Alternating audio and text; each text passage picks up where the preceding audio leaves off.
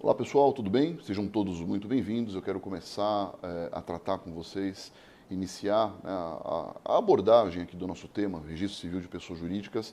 Eu preciso necessariamente passar pela base histórica e falar um pouco a respeito dos princípios, essa base principiológica aí que nos ajuda a compreender o restante da matéria.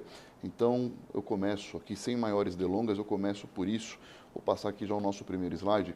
Quando nós falamos em história dos registros, e aqui veja, eu estou até me referindo não somente à história do registro de pessoas jurídicas especificamente, mas dá para nós dividirmos, matéria registrária em geral, notarial e registral em geral, a gente consegue dividir em três grandes blocos, de acordo com a história do Brasil mesmo. Então, o primeiro grande bloco, época do Brasil, colônia, um momento ainda muito incipiente e marcado pela vigência no nosso sistema jurídico das ordenações do Reino de Portugal, um momento em que a nomeação dos tabeliães ainda era feita pela própria realeza, pela própria coroa portuguesa, de maneira evidentemente com falta de critério ou sem qualquer forma aí de escolha ou de critério para nomeação, e uma marcada por um momento em que a escrituração era feita, a regulamentação era feita essencialmente, como eu pus aqui, pelas escrituras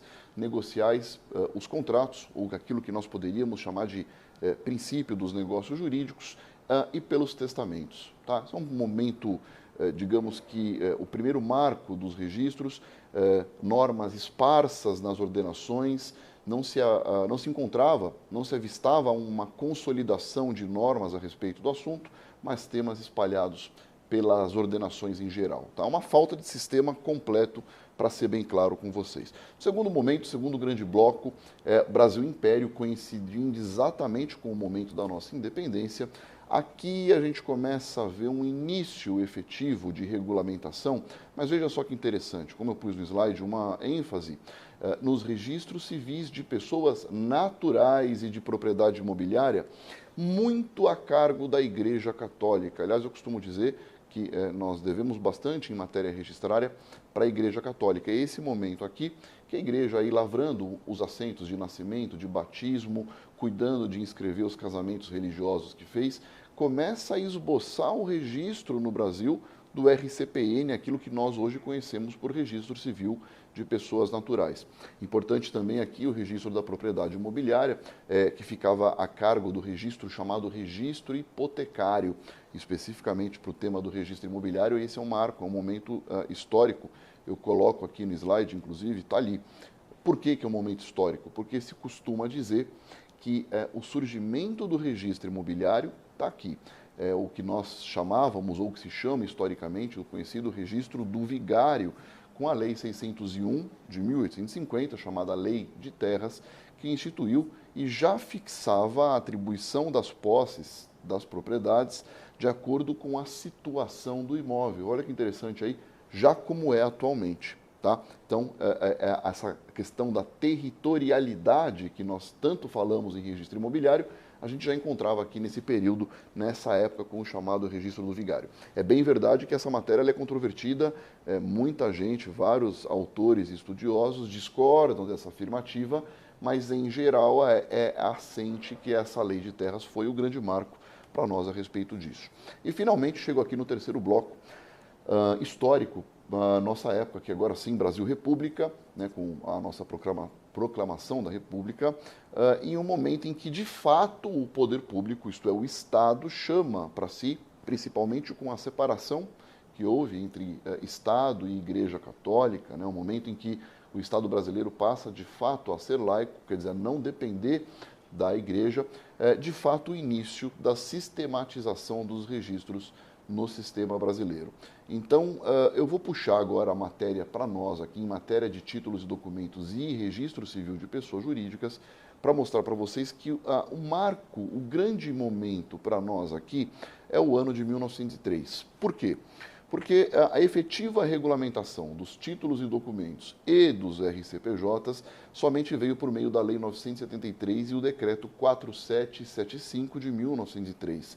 O registro de títulos e documentos deixa de pertencer aos tabeliões de notas e passa para esse registro especial, e o RCPJ deixa o registro hipotecário e migra para esse oficial privativo, né? Era o nome da lei, era o nome dado à época para esse registrador que passou a cuidar dos títulos e documentos e das pessoas jurídicas. Tá? A lei chamava de registro, o ofício do registro especial, justamente para designar essa dupla atribuição registral. Muita gente pergunta, às vezes dando aula por aí, falando nos cursos, por que normalmente títulos e documentos estão com o registro civil de pessoas jurídicas? Você pode procurar aí, que normalmente nas grandes cidades, onde existem cartórios separados, né, não aglutinados, a menor unidade que você vai encontrar é um RTD com um RCPJ. A razão é histórica, por isso vem dessa atribuição do registro especial, vem da tradição brasileira de assim tratar. Tá? O que eu quero passar a respeito do histórico é isso, vamos falar de princípio. Esse entendimento inicial ele serve de base, é propedêutico para que nós possamos depois desenvolver alguns temas e para que faça sentido depois algumas informações aí. Tá? Agora sim, eu quero falar dos princípios, são muito importantes para nós. Eu sei que a matéria ela é melhor tratada na teoria geral dos registros, mas o enfoque que eu quero dar quanto aos princípios é um enfoque específico para o registro civil de pessoas jurídicas. Então, eu não vou tratar de todos os princípios, não. Eu vou falar daqueles que tenham um colorido especial para nós aqui nessa matéria. Começo falando do princípio da legalidade, não poderia deixar de começar falando dele.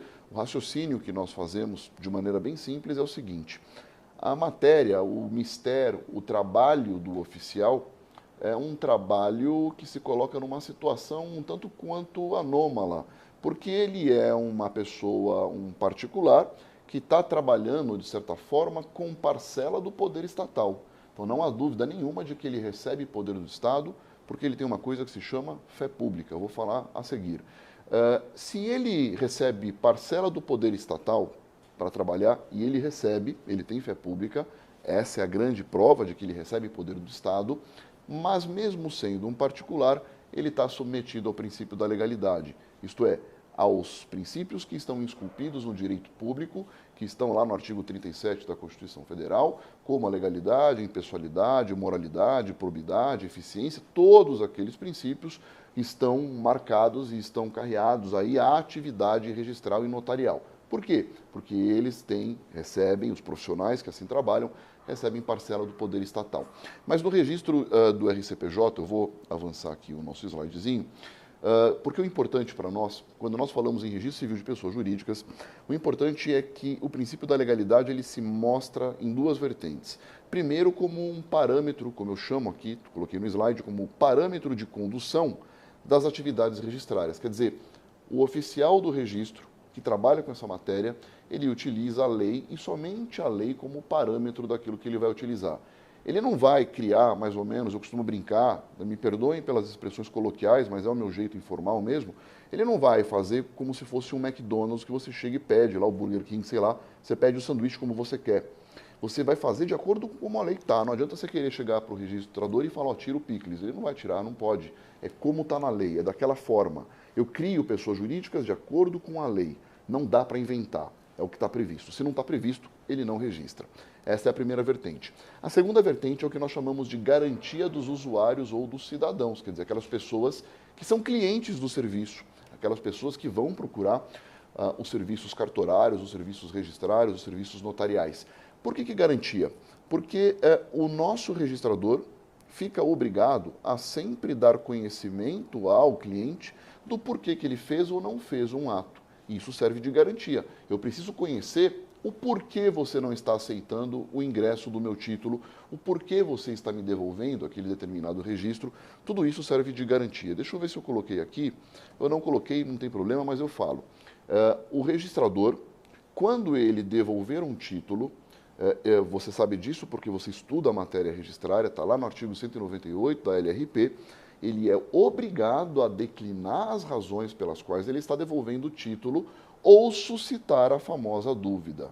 Por que isso acontece? Porque você vai receber e você precisa conhecer as razões pelas quais o seu título não foi aceito, a sua providência pleiteada não foi feita, não foi diligenciada, para poder, se for o caso, inclusive, tomar as suas providências. Mas o que importa para nós em termos de legalidade é que ele fica adstrito àquilo que ele colocar como suas razões.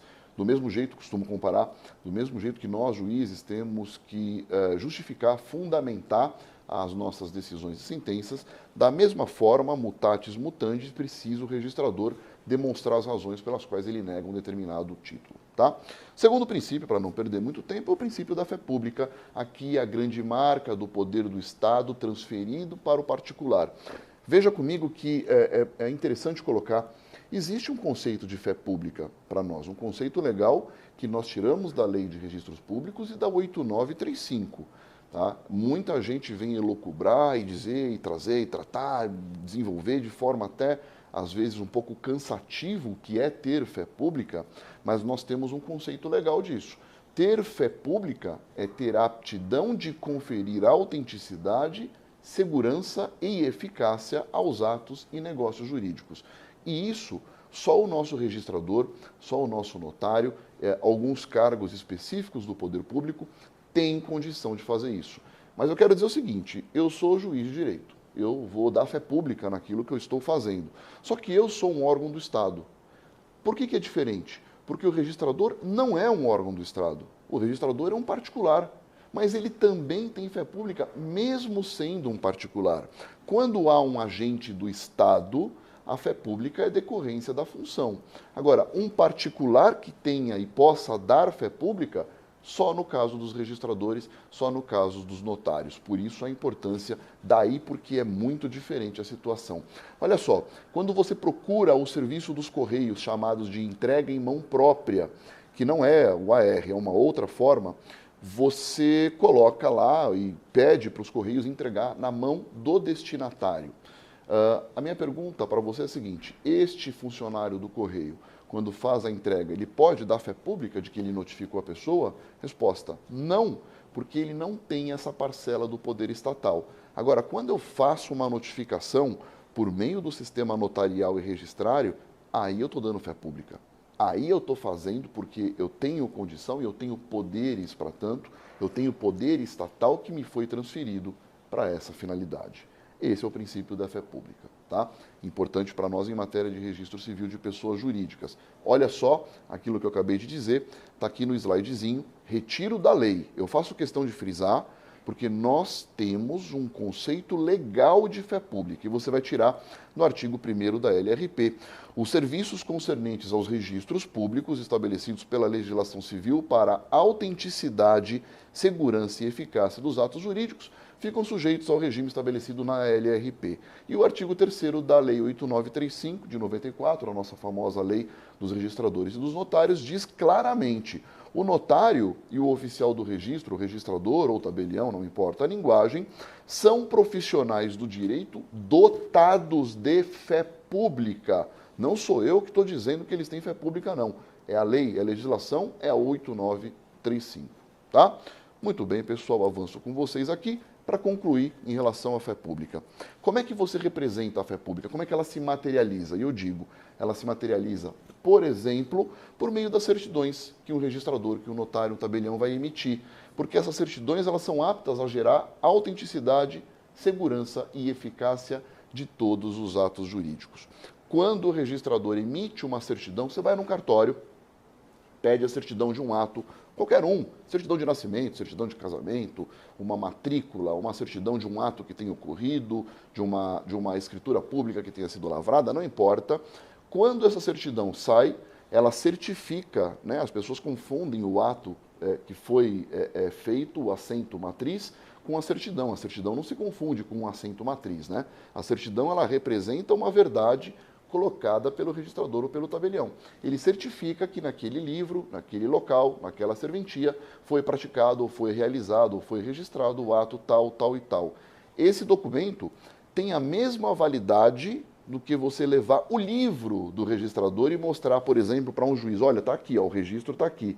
Por que não dá para fazer isso? Porque não dá para ficar tirando o livro do registrador, né? Não vou levar os livros dele inteiro, aqueles livrões gigantes, para o juiz e juntar nos autos. Não, leva uma certidão. E por que a certidão vale? A certidão vale porque o registrador e o tabelião têm fé pública para isso, tá? Eu só vou parar por aqui, vou quebrar o bloco para nós continuarmos em sequência. Obrigado.